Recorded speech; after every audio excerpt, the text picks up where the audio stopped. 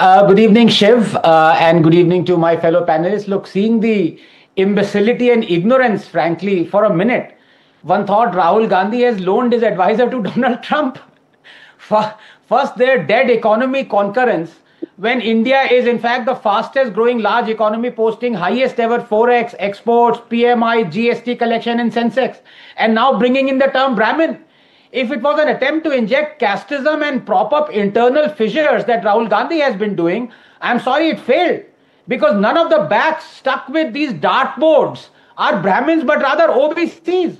And if it was meant to convey elitism and the elites profiteering from Russian oil, this couldn't be further from the truth. Let me explain very briefly. Number one, India has saved $26 billion over the past 3 years by choosing Russian over Saudi oil. Not just because of discounted Russian oil, but also because increasing our procurement of it has lowered oil prices in general, saving us money for the rest of our oil procurement. Without that, our inflation would have risen cumulatively 1.47% beyond its actual level in those years, helping the poor and the disadvantaged, not the elite. And as for those wondering why those savings haven't reached consumers directly, no government, whether Congress or the BJP, ever does so. Why the fuel industry? Given because the price drop, since this sector funds public programs, it's a revenue source, Shiv. The profits and savings collected by the government here feed a fund that's tapped whenever it must provide hundreds of billions in aid or support across sectors. What is the price of petrol? Those 100 million toilets originate, or those roads and health insurance. What is the price of petrol, Anand?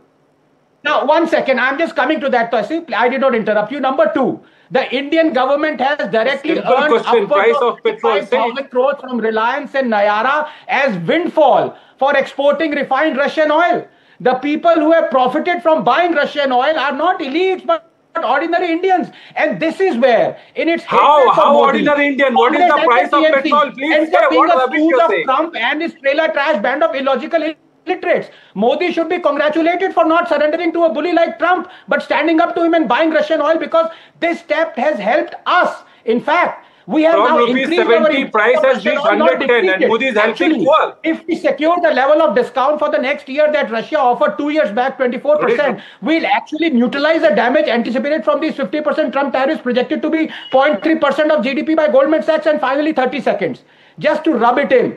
We should levy a 2% duty labeled as blood tariff on EU and the US, since they are funding the savage conflict in Ukraine, where civilians die solely because the EU keeps importing 3 million tons of Russian iron and nickel, 18 million tons of Russian LNG, 8 million tons of Russian oil. US keeps importing 3.5 million tons of Russian fertilizers, 435 tons of Russian uranium, and 1.1 million tons of Russian oil processed in India. So yes, the only thing... What is the price of petrol? Simple question.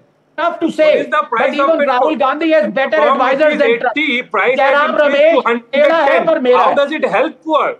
How does it help poor to increase the retail price of petrol? Have you not been listening? If you were listening to me, rather than when Modi do you not understand the price of what is wrong with you? Is the debate on petrol prices today?